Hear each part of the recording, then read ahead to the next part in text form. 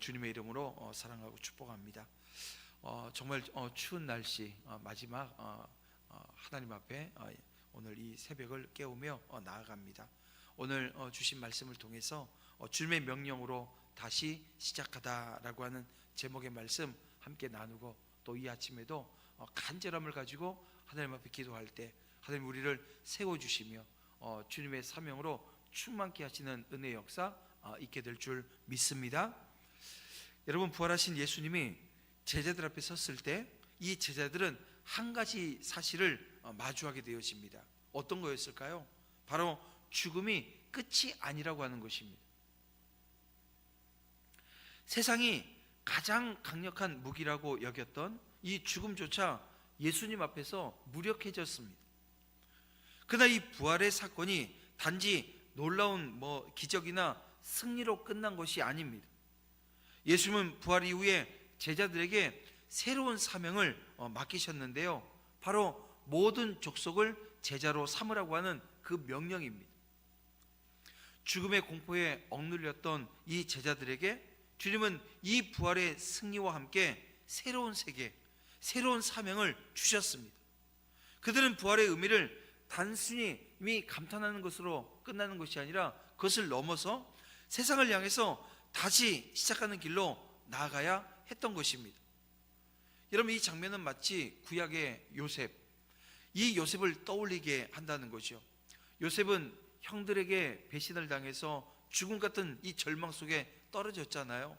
하지만 하나님은 그를 끌어서 어떻게 하셨어요? 새로운 자리로 새로운 시작을 하게끔 하셨습니다. 그래서 결국 이 요셉이 새로운 길을 가잖아요. 이 감옥에서 죄수로 그렇게 죽을 수밖에 없었던 그가 살아나요. 그래서 총리라고 하는 자리에서 이 요셉의 가족과 민족을 살리는, 여러분, 구원의 도구가 되었던 것을 보게 되어집니다. 우리는 현대사 인물 중에도 한 사람을 보게 되어집니다. 바로 코리텐 붐이라고 하는 여사입니다. 나치 수용소에서 이 죽음의 공포를 경험했지만, 여러분, 그녀는 하나님의 은혜로 살아나서 복음을 전파하는 사명을 받습니다. 그리고 그녀가 이런 고백을 해요. 하나님께서 내게 새로운 생명을 주셨다면 반드시 이유가 있을 것입니다. 나는 그분의 명령에 순종할 것입니다. 이런 얘기를 하는 것을 보게 되어집니다. 여러분, 주님께서 이 죽음을 이기시고 우리에게 주신 새로운 사명이 무엇입니까? 우리는 무엇을 위해서 다시 시작해야 하는 걸까요? 부활하신 주님의 명령 앞에서 우리의 발걸음은 어디로 향해야 하냐라고 하는 것입니다. 우리는 이 함께 읽은 이 본문 말씀을 통해서 이 질문들에 대한 해답을 찾아볼 건데요, 그 답은 주님이 주시는 사명에 있습니다. 자, 오늘 본문의 첫 번째 주시는 그 사명이 무엇입니까? 모든 민족에게 나아가라라고 하는 것입니다. 부활하신 예수님께서 제자들에게 주신 첫 말씀이 이렇게 시작되어집니다. 18절 19절인데요 하늘과 땅의 모든 권세를 내게 주셨으니 그러므로 너희는 가서 모든 민족을 제자 삼으라라고 하는 것입니다. 이 말씀에서 우리는 주님의 그 사명의 출발점을 발견하게 되어집니다. 그것은 예수님이 하늘과 땅의 모든 권세를 가지셨다라고 하는 선언입니다. 주님은 세상의 주권자이시고요, 만물을 다스리시는 왕이십니다. 그러나 이 권세는 세상에서 흔히 보는 억압적이고 강압적인 방식과는 전혀 다른 모습으로 나타난다는 것입니다. 예수님은 사랑의 방식으로 이 세상을 통치하십니다. 그분의 통치는 칼과 권력으로 군사력으로 이루어진 것이 아니라, 여러분, 죄인들을 용서하시고 아픈 자를 고치시면서 연약한 자를 섬기시는 삶 속에서 드러나게 되어집니다. 세상의 권세가 이 두려움과 억압을 통해 질서를 유지하는 것이라고 한다면, 주님은 이런 거죠. 사랑과 섬김, 그리고 화평과 연합을 통해서 그 하나님의 나라를 세워가시는 것입니다. 그렇습니다. 오늘 우리는 복음서에서 예수님이 보여주신 이 사랑의 통치를 곳곳에서 발견하게 되어집니다. 예수님은 세상에 가장 낮은 자리에 있었던 사람들과 함께 하셨어요. 어떤 사람들입니까? 한센병을 가지고 있었던 사람들. 이 사람들은요, 이 병에 걸리게 되어지면 이 세상에서, 이 공동체에서 격리 조치당해서 이 병이 나을 때까지는 여러분, 이 공동체 안에 가장 자기가 사랑했던 사람들과 생이별하게 되어지는 자리에 있었다는 것입니다. 세리들, 죄인들, 사마리아 여인과 같은 사람들이 그분의 사랑을 통해서 어떻게 되나요? 변화되어집니다. 예수님은 이들에게 다가가시면서 하나님 나라의 실체를 보여주십니다. 그 나라에서는 더 이상 차별이 없어요. 여러분, 외면이라고 하는 것도 없다라고 하는 것입니다. 특히 요한복음 13장에서 예수님의 제자들의 발을 씻기시는 장면은 여러분, 주님의 통치 방식이 무엇인지를 오늘 우리에게 보여준다는 것입니다. 만물을 다스리시는 그 하나님, 그 예수님께서 이 제자들의 먼지 낀 발을 씻기셨어요. 이 사랑의 섬김은 제자들에게 깊은 감동과 깨달음을 준다는 것입니다. 오늘 우리에게도 동일한 이 도전을 우리에게 던져주십니다. 근데 여러분, 예수님의 명령은 이 단순히 제자들만의 사명이 아니라는 것입니다. 주님은 모든 민족을 대상으로 말씀하셨습니다. 복음은 특정 민족이나 이 문화에 국한되지 않는다는 것입니다. 모든 사람은 하나님의 사랑을 받을 대상이라는 거예요. 여러분, 이 땅에 하나님의 사랑에서 비껴갈 사람은 아무도 없습니다. 하나님 나라에 모두가 속할 수 있다는 것입니다. 주님의 제자는 이 복음을 들고 이 사랑과 섬김으로 세상을 향해 나아가는 것입니다. 여러분, 먼저 된 그 자리에 선 저와 여러분, 내가 어떻게 구원받고 어떻게 그 믿음의 공동체 안에 서게 되었습니까? 이 모든 과정은 제가 설명하지 않더라도 오늘 우리에게 동일하게 이루어진 과정이었습니다. 그 과정 속에 있는 오늘 우리에게 주님께서 주시는 사명은 오늘 분명합니다. 우리가 오늘 복음의 증인이 되기 위해서 여러분, 할 수 있는 구체적인 섬김이라고 하는 게 있는데요. 무엇입니까? 어떤 이는 이웃의 물색인 필요를 채워주는 일을 통해서, 어떤 이는 상처받는 사람을 위로하고 품는 삶을 통해서 여러분, 주님의 사랑을 전할 수 있습니다. 예를 들면 이런 거죠. 한 작은 교회 이야기가 있습니다. 그 교회는 지역에 소외된 이웃을 섬기기 위해서 매주 무료 급식 봉사를 시작하게 되어집니다. 처음에는 몇 명 되지 않는 사람들이 모였지만 시간이 지날수록 더 많은 사람들이 그 섬김에 감동을 받고 교회를 찾기 시작했습니다. 그들의 선한 행동은 복음의 메시지를 말보다 강력하게 증거했던 거죠. 그렇습니다. 여러분, 주님의 명령은 단지 듣고 감동받는 것으로 끝나는 것이 아닙니다. 여러분, 오늘 우리가 예배 자리를 통해서, 또 말씀, 설교를 통해서, 또 우리가 찬양하고 기도하는 자리를 통해서 그 하나님의 명령을 듣게 되어지고, 또 오늘 우리가 고백하게 되어집니다. 또 감동되어진 그 상황 가운데 감사와 감격이 넘치는 자리에 서게 되어집니다. 그다음 무엇보다도 중요한 것은 그 감격과 감사, 그 오늘 우리 안에 있는 이 감동이 실제적으로 오늘 우리의 삶의 자리에서 구체적으로 실현되어져야 된다는 거예요. 이웃의 필요를 볼 수 있어야 되고, 그들을 섬기는 일에 우리의 시간을, 우리의 자원을 드리는 삶이야말로 여러분, 하나님의 나라를 확장시키는 것이 되어집니다. 마음만, 이 가슴만 막 뜨거운 거, 여러분 여기에 머무르면 안 된다는 거예요. 그 뜨거움이 어디로 전달돼야 돼요? 오늘 우리의 손과 발을 통해서 여러분, 실제적인 삶의 자리로 나아가지 않으면 안 된다는 것입니다. 그렇습니다. 이 주님의 명령은 여러분 그런 겁니다. 단지 듣고 감동받는 것으로 끝나면 안 되는 거예요. 오늘 우리에게도 그래서 동일한 사명이 주어져 있음을 우리는 깨닫고 여러분 나아가야 합니다. 주님의 말씀대로 모든 민족을 향해 나가야 한다는 것입니다. 그 여정이 멀고 험해 보일 수 있어요.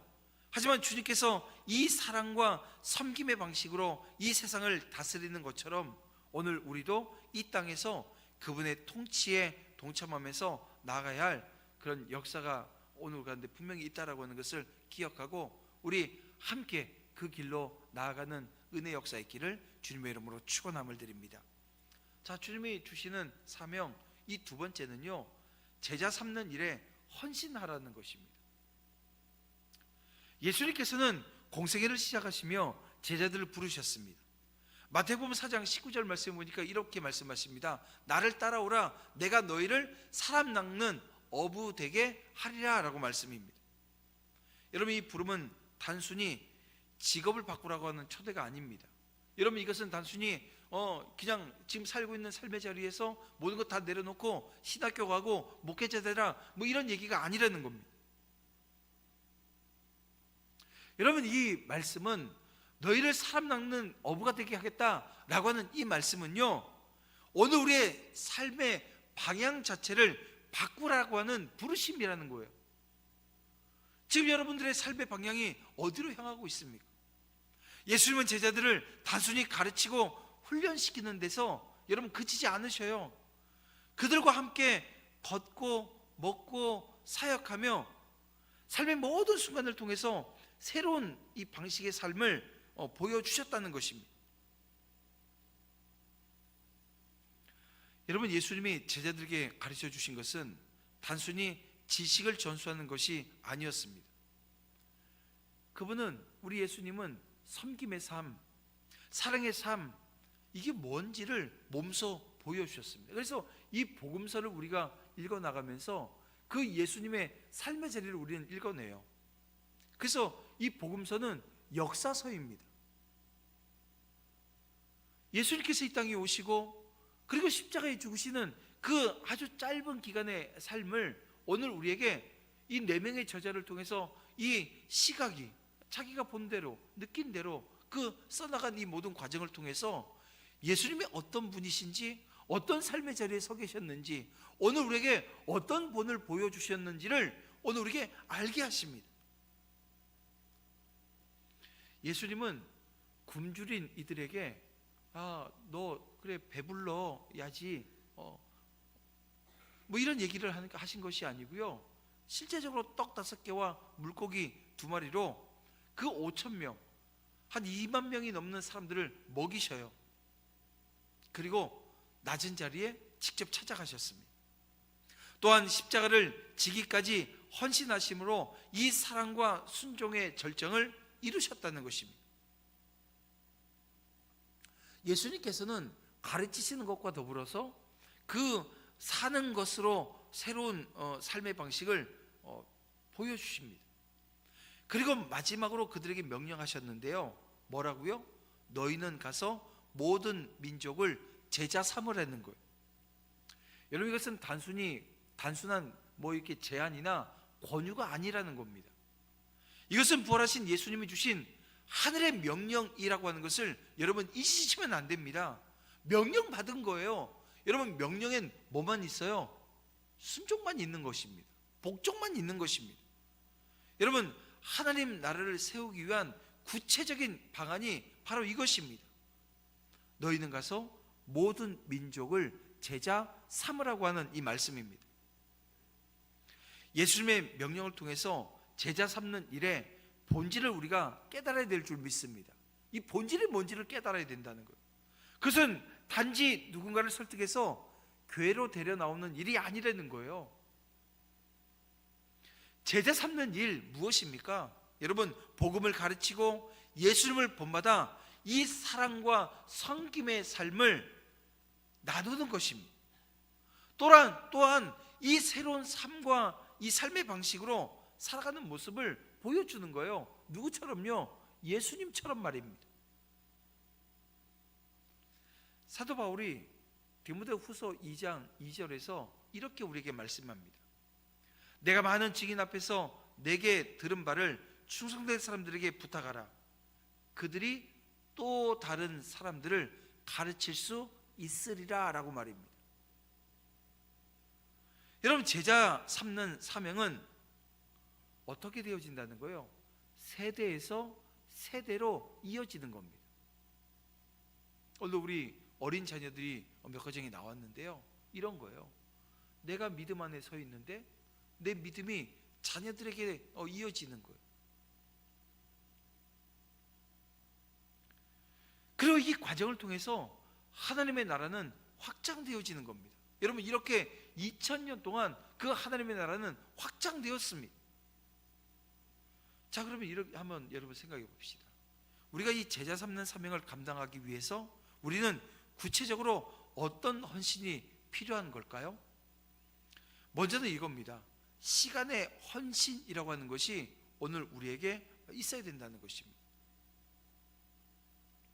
누군가를 제자를 삼는데 시간이 없어, 시간을 쓸 수 없어, 시간을 들이지 않아요? 여러분, 그러면 아무 역사가 일어나지 않습니다. 예수님께서 3년 동안 제자들과 함께 하셨어요. 여러분, 이것은 예수님께서 시간을 헌신하신 겁니다. 시간을 드린 겁니다. 여러분, 우리는 인내와 지속적인 관심으로 다른 사람들을 돌보아야 합니다. 근데 여러분 보세요. 3년의 시간을 예수님께서 쏟으셨는데 그 제자들이 마지막 순간에 어떻게 됐죠? 죄다 다 도망가 버리고 말았고요. 그냥 막 예수님을 저주하고 살겠다고요. 뭐 때문에요? 죽음의 공포 때문에 그랬던 겁니다. 그래서 제가 서두에서 말씀드렸지만 이 부활하신 그 예수님을 만났을 때 이 제자들이 마주한 게 뭐라고요? 죽음이 끝이 아니구나 라고 하는 이 사실을 깨닫게 되어집니다. 시간을 들여 헌신했음에도 불구하고 그런 모습이었는데, 근데 그걸로 끝난 게 아니잖아요. 그 다음이 있잖아요. 바로 성령이 임하게 되어졌을 때 오게 되어지는 놀라운 역사를 그들이 경험하게 되어집니다. 그래서 이 시간의 헌신과 함께 꼭 같이 있어야 될 이 헌신은요, 사랑의 헌신이라고 하는 것입니다. 여러분, 제자 삼는 일에 사랑 없이는 불가능합니다. 때로는 어떤 사람과 함께 할 때도 있고요, 그들의 연약함이 오늘 우리가 뭐 좀 불편하지만 받아들여야 될 때가 있다는 것입니다. 뭘 통해서요? 이 사랑의 헌신을 통해서 오늘 우리는 그 과정에 서게 되어집니다. 마지막 세 번째는 말씀과 기도의 헌신입니다. 제자를 삼기 위해서는 하나님의 말씀을 가르칠 수 있는 준비가 필요합니다. 그러니까 여러분, 내가 말씀을 담아내는 과정, 그리고 그 말씀이 내 삶을 움직여서 사랑하는 과정, 그리고 마지막에는 이 말씀과 기도의 헌신을 통해서 내가 가르칠 수 있고, 그리고 중보할 수 있는, 다시 말하면 하나님의 도우심을 구하는 자리에 서게 되어진다는 거죠. 그렇습니다. 여러분, 이 제자 삼는 사명은 우리의 능력이나 노력만으로 여러분 이루어지지 않는다는 것입니다. 여러분, 이것은 하나님의 사역입니다. 우리는 단지 그분의 도구로 사용되어질 뿐이라는 거예요. 예수님은 제자들에게 내가 항상 너희와 함께 있으리라, 이런 약속의 말씀을 주셨는데요, 우리가 이 사명을 감당할 때 하나님은 함께 하시며 오늘 우리의 부족함을 채우시고 놀라운 열매를 맺게 하신다는 것입니다. 여러분, 오늘날 우리 교회가 붙들어야 될 가장 중요한 사명은 바로 이것입니다. 제자 삼는 사명인 겁니다. 신실한 주의 제자가 되어지는 것 중요합니다. 근데 그 이유가 더 중요한 거예요. 어떻게 해요? 이제는 그 내가 신실한 주의 제자가 되었으면 제자 삼는 일에 헌신하고 동참해야 되는 겁니다. 그 일은요, 전도와 선교를 통해서 이루어지는 거예요. 여러분, 이 전도하는 일, 선교하는 일이 그래서 오늘 이게 중요한 겁니다. 여러분, 오늘 우리가 이 공동체 되어 이 선교적 사명을 감당하는 여러분 그 자리로 나아가는 것이 그래서 오늘 우리에게 중요한 것입니다.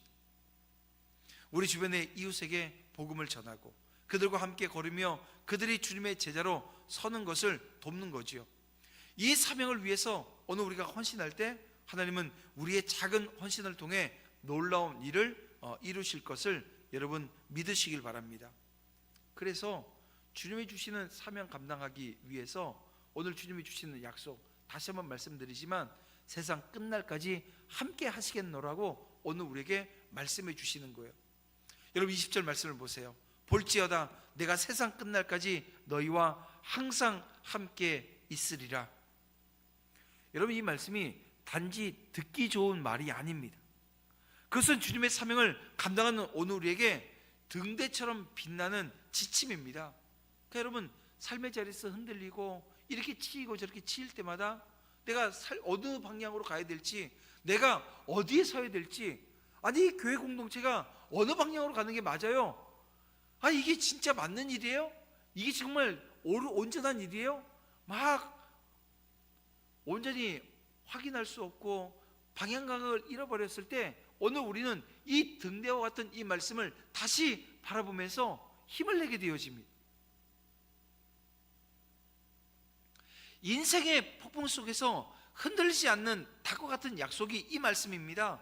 보라 내가 세상 끝날까지 너희와 항상 함께 있으리라 라고 하는 이 말씀인 겁니다. 이 말씀이 오늘에게 강한 위로가 되어지고 소망을 준다는 것입니다. 그리고 이 예수님의 약속에는 여러분 최소한 이 두 가지 중요한 의미가 담겨 있다는 것입니다. 첫 번째, 지속적인 임재의 의미가 여기에 있습니다. 예수님은 세상 끝날까지 우리를 떠나지 않으시겠다 말씀해 주셨어요. 여러분 이것은 우리가 어디에 서든 어떤 상황에 처하든 우리의 실패와 연약함 속에서도 주님은 늘 함께 계시겠다라고 하는 의미가 되어집니다. 그래서 여러분 이 제자들이 이 약속을 믿고 자신들의 한계를 넘잖아요. 여러분 자신의 한계를 넘어서 그 복음을 전파할 수 있었던 그 원동력이 어디 있었냐? 바로 오늘 이 본문에 있는 이 약속 때문입니다. 세상 끝날까지 함께 하시겠다라고 하는 이 약속 때문인 거예요. 이 두 번째는 이겁니다. 사명 속에서의 이 도우심입니다. 여러분 이 약속은 단지 오늘 우리에게 위로가 되어지는 말이 아니라 사명을 감당하는 이들에게 주어진 능력의 보증입니다. 우리가 하나님의 일을 할 때 필요한 모든 지침과 모든 힘은 여러분 주님이 함께 하심으로 채워진다는 것입니다. 사랑하는 성도 여러분, 이제 우리 교회는 다시 시작해야 됩니다. 주님의 지상 명령은 여전히 유효하고요, 그분의 약속도 여전히 유효합니다.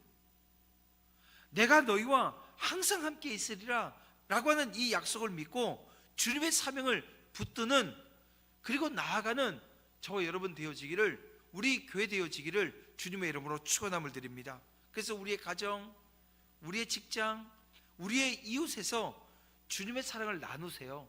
여러분 복음을 전하세요. 하나님의 나라를 세워가시기를 주님의 이름으로 축원함을 드립니다. 오늘 다시 서서 주님의 사명을 붙드십시다. 우리의 등대 되시는 주님의 약속을 믿고 나아갈 때 우리는 결코 홀로 걷고 있지 않음을 경험하게 되는 것입니다.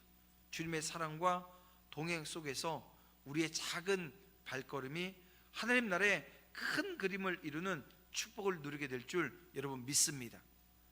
말씀을 좀 정리해 보겠습니다. 부활하신 주님께서는 단지 죽음을 이기신 기적을 보여주신 것이 아니에요. 오늘 우리에게 다시 시작할 수 있는 여러분 이 사명도 함께 주셨습니다. 그분은 제자들에게 모든 민족 제자 삼으라고 하는 명령을 주시고 오늘 우리에게 동일한 사명을 주셨습니다. 맡겨주신 거죠. 그러나 이 사명은 우리 스스로의 힘으로 감당할 수 없다라고 하는 것입니다. 주님은 우리와 함께 하시며 우리의 부족함을 채우시는 하나님이십니다.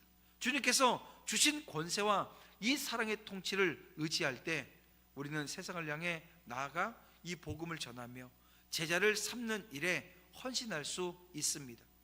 오늘 우리가 여기 서 있는 이유는 단순히 우리의 삶을 잘 마무리하기 위함이 아닙니다.